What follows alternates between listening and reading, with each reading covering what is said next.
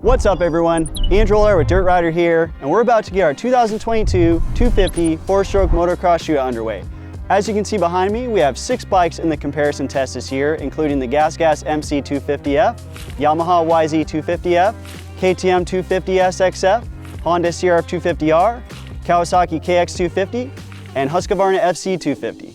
We mounted Dunlop Geomax MX33 tires front and rear on each machine to ensure consistency and traction among them for the entirety of the test. We also applied DecalWorks pre-printed number plate backgrounds. Now it's time to take them to multiple different tracks with several different test riders to see how they stack up. Let's get into it.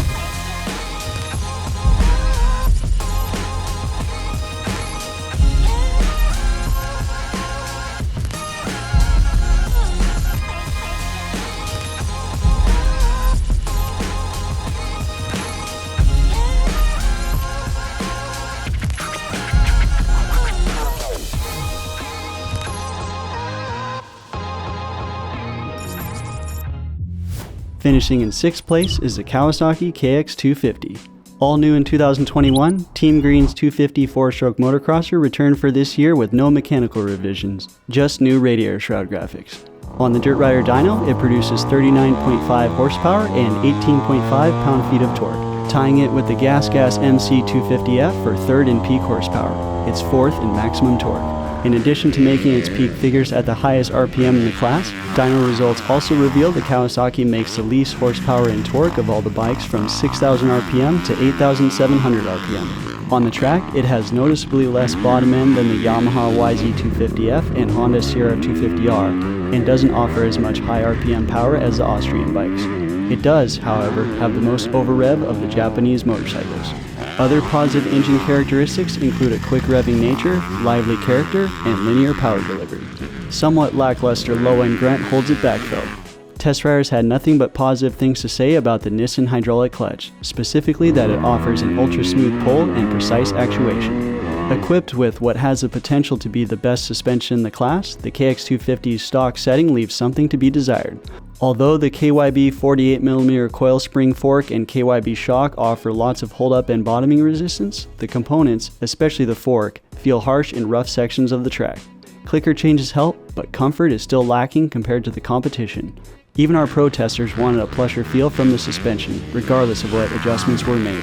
Boasting one of the best chassis in the class, the KX250 doesn't corner as sharply as the CRF 250R or Austrian bikes, nor is it as stable as the YZ 250F. However, it has an ideal balance of nimbleness and predictability. Despite being the heaviest motorcycle in this comparison at 238 pounds wet, the KX250 is responsive and light feeling, both of which help make it fun to ride. Bodywork that is narrow from front to rear, a rider triangle that is just right, and a flat seat that is easy to move forward and back on gives the Green machine outstanding ergonomics.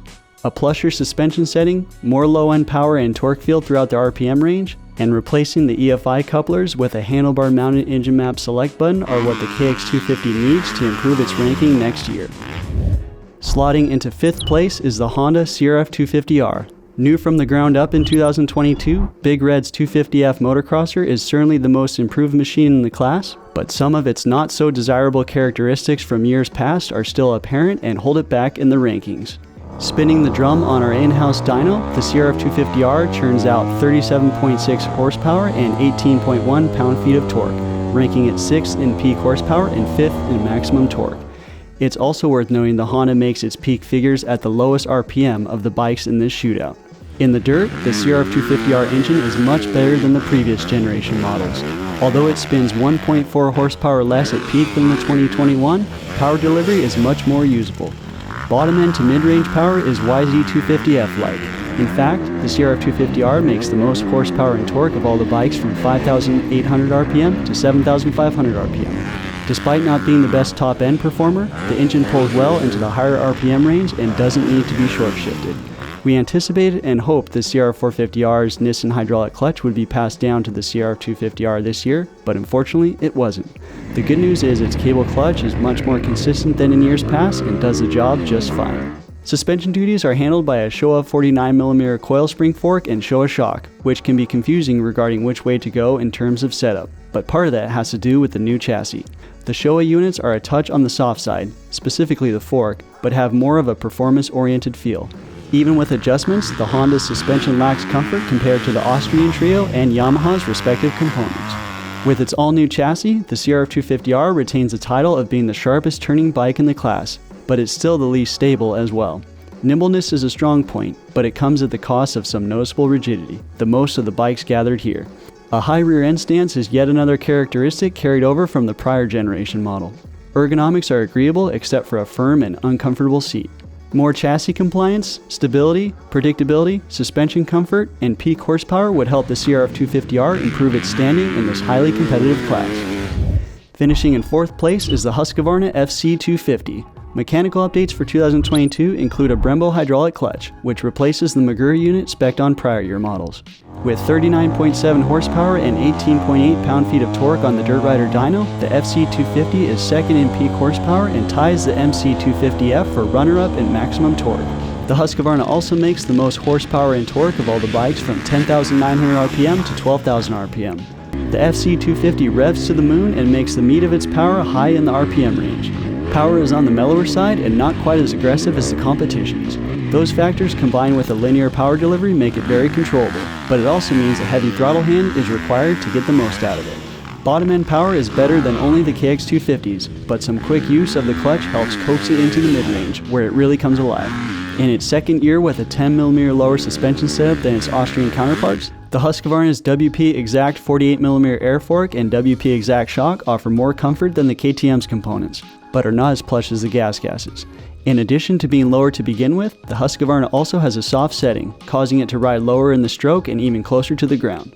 While this helps handling in some areas, it presents other problems such as increasing the chance of dragging a foot peg in deeper ruts, which happened to multiple test riders. Most importantly, giving up suspension travel sacrifices some ride quality. Upsides to the FC250's lower stance are in handling. It enables the bike to initiate turns easier than every other machine but the CRF250R. Stability is a strong point of the Husqvarna as well, amounting to a neutral handling chassis. The Pro Taper handlebar is a little wide for our liking, and the seat cover lacks some grip as well, but the ergonomics are likable otherwise. The Husqvarna might be the best bike for a shorter rider, but it's a bit polarizing, especially to those of average to taller stature. Its 10mm lower suspension setup is designed for a little too specific of a rider demographic, thereby reducing the range of potential customers it suits best. Making its debut appearance in Dirt Rider's 250 4-stroke motocross shootout and rounding out the podium is the GasGas MC250F. The Red Austrian also took its first runs on our in-house dyno, where it spun 39.5 horsepower and 18.8 pound-feet of torque. With those figures, the GasGas ties the Kawasaki for third in peak horsepower and ties the Husqvarna for runner-up in maximum torque. Although competitive at high RPM, the MC250F has a glaring weakness on the dyno. There's a significant dip in the curve from 3,500 RPM to 6,000 RPM, where it produces the least horsepower and torque of all the bikes. On the track, the GasGas's power delivery is smoother and revs a bit slower than the KTM, but over-rev is comparable. A header pipe without a resonance chamber and not having a map or traction control switch or optional vented airbox cover are contributing factors to the slight power characteristic differences between them. One of the many parts GasGas shares with KTM is suspension, although its WP Exact 48mm air fork and WP Exact shock use their own model-specific setting. Having the softest setup in the class, the MC250F suspension offers an unexpected and extreme amount of comfort. The WP units are very plush, but GasGas may have gone just a touch too far in that direction. The shock rides low on acceleration and both ends go a little deep in the stroke on jump faces and landings. Some test riders even reported instances of fender to tire contact. Aside from its forged triple clamps, brand-specific bodywork, differently shaped fuel tank, red seat cover, and Husqvarna swing arm, the GasGas chassis is essentially identical to the KTM's. It turns excellently and settles well in corners thanks to its plush suspension. The MC250F also maintains composure at speed. Ergonomically, you feel at home right away when swinging a leg over it, due in part to its open cockpit, thin feel, and sit-on feeling. Aside from having a less lively engine character than the KTM and its performance ceiling being limited due to a softer suspension setting, the GasGas doesn't have any glaring weaknesses and is one of the best 250 4-stroke motocross bikes on the market. Taking the runner-up spot for the second year in a row is the KTM 250 SXF. Changes for 2022 are strictly cosmetic, including an orange frame, blue seat cover, white rear fender, and new graphics. Churning out 39.8 horsepower and 19.1 pound-feet of torque, the KTM makes the highest peak figures in the class. With a high-revving engine that is able to stretch out each gear due to how long it pulls in the RPM range, the KTM works best when ridden aggressively.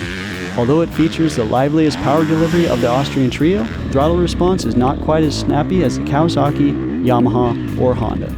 Equipped with a WP Exact 48mm air fork and WP Exact shock, the KTM suspension offers a more performance-oriented feel compared to the Husqvarna and Gas, offering comfort in the initial part of the stroke while maintaining plenty of hold-up and bottoming resistance makes it a well-rounded setting for a wide range of rider weights and skill levels.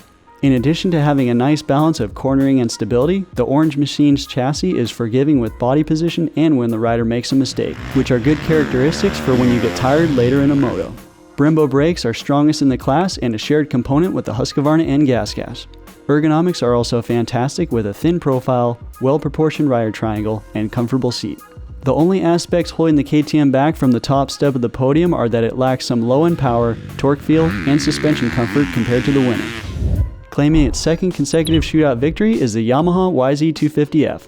Updates for 2022 include a revised internal fork setting, shock clicker change, new rear hub, rear sprocket and chain, 2.15-inch rear rim, wider rear tire size, a 3-cross spoke pattern on the rear wheel, and the switch to Dunlop Geomax MX33 tires.